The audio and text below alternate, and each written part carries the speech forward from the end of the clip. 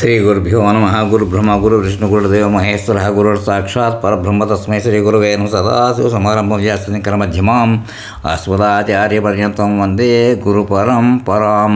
నారాయణం నమస్కృత్యం నరం చైవ నరోత్తమ దేవీం సరస్వతీం వ్యాసం తతో జయముదీరయేత్. అపార కరుణా సింధుం జ్ఞానం శాంతరూపణం శ్రీ చంద్రశేఖర గురుం ప్రణమాం ముదామహం. ఆపదాం ఉపహర్తారం రాతారం సరస్వతాం లోకాభిరామం శ్రీరామం భూయో భూయో నమామ్యహం.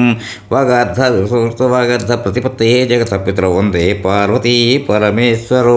శ్రీ గురుభ్యో మహాగణాధిపతి నమః. వచన శ్రీ స్కాంద మహాపురాణం పార్ట్ 2. ఇప్పుడు ఎపిసోడ్ 90 చెప్పుకోవాలి. 89 ఏం చెప్పుకున్నాం ఒకసారి చూద్దాం.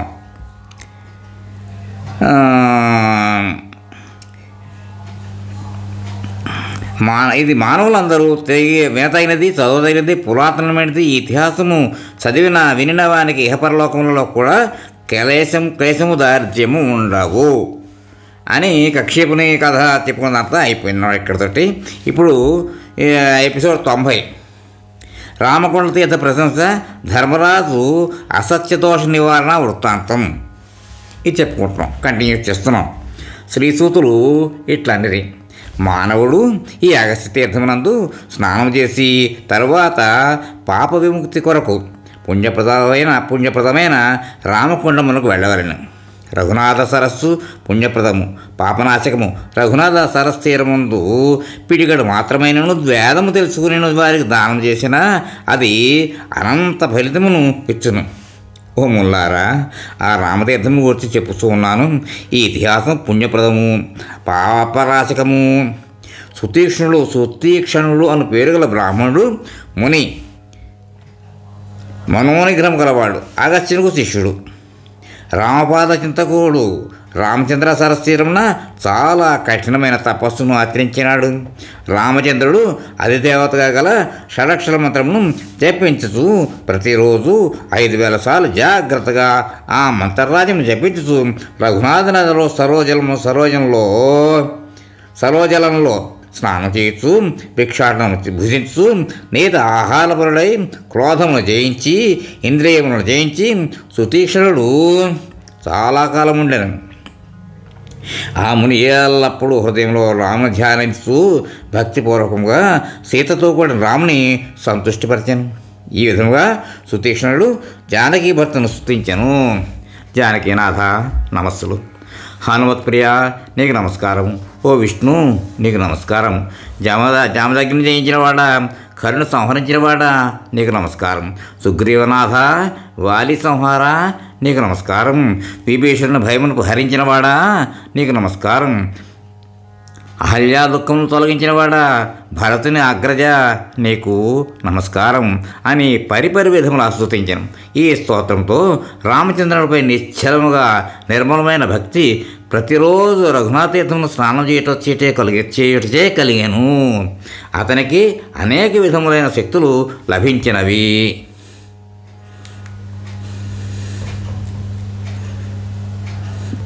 ఆ తీర్థము ఇంతటి ప్రభావం కలది. రామభక్తినిచ్చున్నది, సంసార ఉచ్ఛేదనముకు కారణమైనది, అంటే విచ్ఛేదనముకు కారణం అయినది. దీని తీరం నందు శ్రీరాముడు మహాలింగమును స్థాపించి లోకమును అనుగ్రహించుట కొరకు ఆ లింగమును పూజింపసాగాను.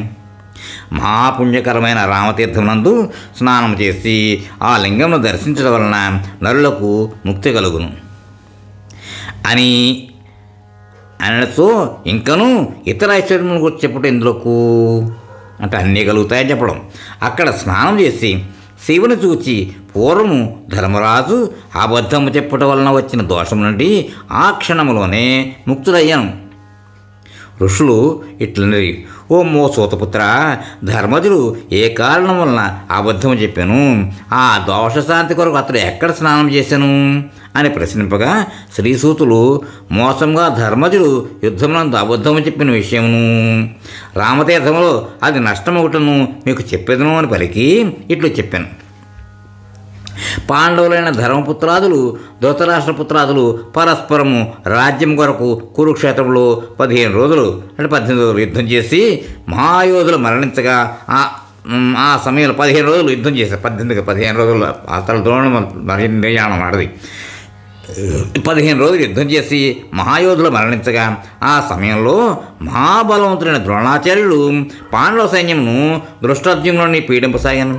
అట్లే గురు శిష్యులైన ద్రోణ అర్జునుల మధ్య కూడా భీకర సంగ్రామం జరిగి ద్రోణుడు అర్జునుని వదిలి దృష్టద్యుమ్నుని వైపు తిరిగి యుద్ధము చేస్తూ దృష్టద్యుమ్నుని యుద్ధము భూమి నుండి పలాన్ముఖుని చేయగా రథం లేకుండా వచ్చిన దృష్టద్యుమ్నుని భీముడు తన రథంపై కూర్చొని ద్రోణునితో ఇట్లనెను: బ్రాహ్మణాధములు అస్త్ర శిక్షణ పొంది తమ జాతి కర్మలందు అసంతుష్టులై క్రూరులై చేయనట్లైనా రాజులు మరణించేవారు కాదు.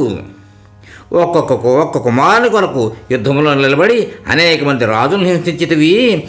నీ కుమారుడు యుద్ధంలో చంపబడి నిద్రిస్తూ ఉన్నాడు. ఈ విధంగా నీకు సిగ్గులేదు, దుఃఖము కూడా కలగట్లేదు అన్న మాటలు యుధిష్ఠిరుని ద్వారా నిజమని తెలుసుకుని తన ఆయుధం ద్రోణుడు వెళ్ళొచ్చాను. రథంపై పడిపోయాను. అప్పుడు యోగమును ఎరిగిన వాని వలె ద్రోణాచార్యుడు ఉండిపోయాను. ఆ సమయాన్ని గమనించి దృష్టద్యుమ్నుడు ఖడ్గమును ధరించి శిరస్సును ఛేదించుటకు వచ్చుతున్న వారిని అర్జునాదులు వద్దని వారించినను అప్పటికే యోగ విధుడైనందువలన ద్రోణుని శిరస్సు నుండి ఒక జ్యోతి పైకి స్వర్గమునకు వెళ్ళినది. దానిని అర్జునాదులు యుద్ధంలో చూచిరి. ప్రాణం పోయిన ద్రోణుని శిరస్సును దృష్టద్యుమ్నుడు ఖండించెను. అప్పుడు అశ్వత్థామకు కృపాచార్యుడు ద్రోణవధను గురించి ఇట్లా చెప్పాను: ద్రోణుని సభ్యుడు కేశవుడు ఈ విధముగా చెప్పాను: సత్యవాదైన ధర్మరాజు ధర్మమును వదిలి అయినను శత్రువును వధించవలనని ద్రోణపుత్రుని మరణవార్త చెప్పవాలని అనగా కృష్ణుని వాక్యమును విని భీముడు నీ తండ్రి వద్ద అబద్ధపు మాటను చెప్పాను. ఆ విషయమును నీ తండ్రి ధర్మరాజును అడుగగా ధర్మరాజు అసత్యం వలన భయపడుతూ శత్రువులు జయించాలని ఆందోళిత మనస్కుడై ఆ రోజు మహాయుద్ధంలో భీముడు అశ్వత్థామాను పేరు గల ఏనుగుని చంపాను. ఆ విషయాన్ని ధర్మరాజు ఆ మరణించిన ఏనుగును చూస్తూ భీముడు అశ్వత్థామను చంపాను అని చెప్పాను. ఈ విధంగా నీ మరణ వార్త నీ తండ్రి విని తన ప్రాణములను విడిచెను అని చెప్పాను. ఆ విధంగా మరణించిన నీ తండ్రి శరీరం నుండి శిరస్సును దృష్టద్యుమ్నుడు తన ఖడ్గముతో వేరు చేశాను. శ్రీసూతులు ఇట్లనేది: తండ్రి చనిపోయిన వార్త విన్న అశ్వత్థామ చాలాసేపు ఏడ్చి కోపంతో మండిపోవచ్చు. అబద్ధమాడి శస్త్రం వదిలినట్లుగా నా తండ్రిని చేసిన కృష్ణునితో సహా పాండవులు నా పరాక్రమం చూడగలరని భయంకరమైన ప్రతిజ్ఞ చేశాను. చివరికి యుద్ధంలో పాండవులు రాజ్యం తిరిగి పొంది మహాత్ముడైన ధర్మరాజుని రాజ్యాభిషేకం చేయటకు ప్రయత్నం జరుగుతుండగా అశరీరవాణి ధర్మనందనునితో ఓ ధర్మపుత్ర, మహానుభావ, శత్రువులు ఎందును దయగలవాడా, నీవు రాజ్యాభిషేకం చేసుకొనవలదు. రాజ్యపాలనకు నీవు అనర్హుడు. నెపముతో సత్యం చెప్పి ఆచార్యుని శస్త్రం వదిలిన వాడిని సిగ్గు లేకుండా యుద్ధంలో చంపితేవి కదా. అందుచే నీకు పాపబాహుళ్యం కలదు. దీనికి ప్రాయశ్చిత్తం చేసుకోనకుండా రాజ్యపాలన కర్మలో నీకు అర్హత లేదు కనుక ప్రాయశ్చిత్తం ఆచరించము అని పలికి ఆ అశరీరవాణి విరమించినది. పిదప ధర్మసుతుడు మిక్కిలి చెల్లించిన వాడే ఏమి చేయవలను, ఎక్కడికి వెళ్ళవలను ఇట్లు పరిపరి విధములు ఆలోచించుతుండగా వ్యాస మహర్షి అత్తటకు రాగా తన విషయమును పూర్తిగా వినిపించాను. వ్యాసుడు విని చాలాసేపు ధ్యానించి ధర్మరాజుతో ఇట్లను: ఓ రాజా, నీవు భయపడకము, నీకు ఉపాయం చెప్పేదను. ఈ పాపశాంతి కొరకు చెప్పిన దానిని విని నీవు ఆచరింపు అనను. దానికి యుధిష్ఠిరుడు: ఇప్పుడు దానిని త్వరగా చెప్పవలేను, దానివలన నా పాపం నశించనిము అని అనగా వ్యాసుడు: ఓ యుధిష్ఠిరా, దక్షిణ సముద్రమునందు సేతు ఎందు గంధమాదన పర్వతం ఉన్నది. అందుగల రామసేతు ఎందు రామతీర్థమును ప్రసిద్ధమైన మహాపాతకమును నశింపచేయు పుణ్య సరస్సు కలదు. దానిని దర్శించినంత మాత్రములనే కోట్ల కొలది మహాపాతకములు నశించును. రాముడు నిర్మించిన రామతీర్థమును దర్శించినంత మాత్రమున వెంటనే బ్రహ్మహత్య యొక్క పాపము కూడా నశించును. అనుమానం లేదు. ముక్తినిచ్చు ఆ రామతీర్థమునకు వెళ్ళి స్నానము చేయము.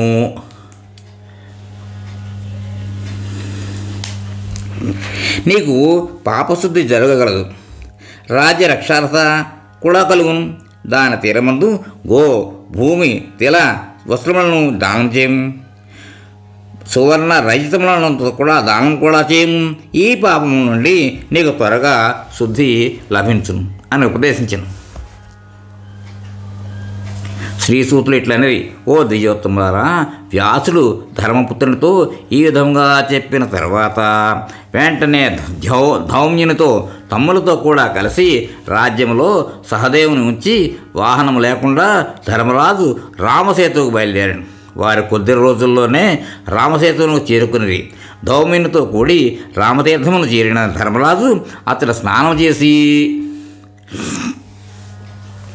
ఆచమించి విశుద్ధాత్మకల వాడై క్షేత్రపిండమును కూడా ఇచ్చి వ్యాసుడు చెప్పిన విధముగా అన్ని దానములను ఇచ్చెను. ఆహారం లేక నెల రోజులు ఆ ధర్మరాజు అతడు స్నానం చేసెను.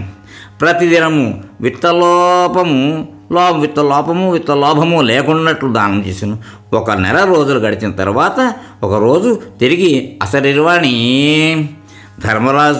ధర్మరాజునితో, ఓ రాజా, నీ పాపమంతయు నశించిపోయినది. నెపం వలన, అసత్యపు మాట వలన, ఆచార్యుని వధ వలన వచ్చిన పూర్వపు నీ దోషము నశించిపోయినది. రాజా, నీ నగరమునకు పొమ్ము, పోయి రాజ్యము పాలింపు, నీకు రాజ్య రక్షార్హత ఉన్నది, నీవు అభిషిక్తుడు కమ్ము అని పలికి విరమించింది. తర్వాత ధర్మాత్మజుడు సంతుష్టై ఆ దిక్కునకు నమస్కరించి అశరీరవానికి నమస్కరించి అనుజులతో కూడి సంతుష్టమైన మనసుతో హస్తినాపురమును బయలుదేరను. రాజ్యమునందు అభిషిక్తుడై భూమిని పరిపాలించసాగను.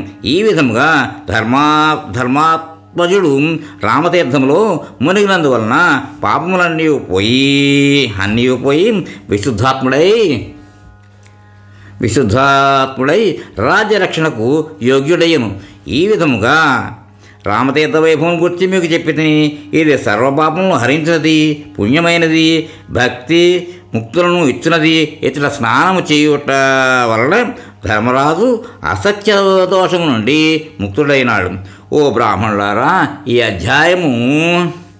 అధ్యాయమును చదివిన వారు విన్నవారు పాపరహితులై ఇతరులకు లభ్యం కాని కైలాసమునకు పోదురు, తిరిగి జన్మను పొందరు. ఇక్కడితోటి ఈ ఎపిసోడ్కి విరామం ఇద్దాం, తర్వాత కంటిన్యూ చేద్దాం. స్వస్తి. మోహన్వాణి తెలుగు పోడ్కాస్ట్ వింటున్న శ్రోతలందరికీ హృదయపూర్వక ధన్యవాదాలు.